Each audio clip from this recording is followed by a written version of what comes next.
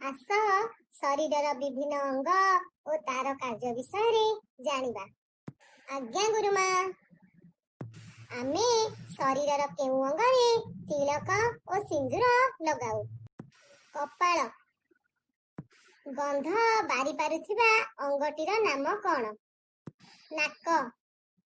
ଶରୀରର କେଉଁ ଅଙ୍ଗ ନଥିଲେ ଆମେ ସ୍ୱାଦ ଜାଣିପାରିବା ନାହିଁ?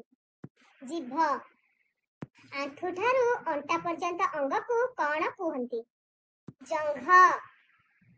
ଆମେ ଶରୀରର କେଉଁ ଅଙ୍ଗ ସାହାଯ୍ୟରେ ଦେଖିପାରୁ? ଆଖି।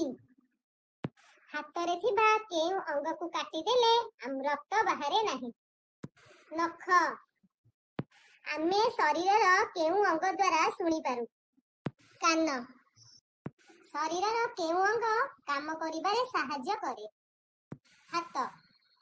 କଥା କହିବାରେ ଶରୀରର କେଉଁ ଅଙ୍ଗ ସାହାଯ୍ୟ କରେ? ଜିଭ। ଆମ ଶରୀରରେ ଥିବା ମୋଟ ଆଙ୍ଗୁଠି ସଂଖ୍ୟା କେତେ? 20। ଧନ୍ୟବାଦ।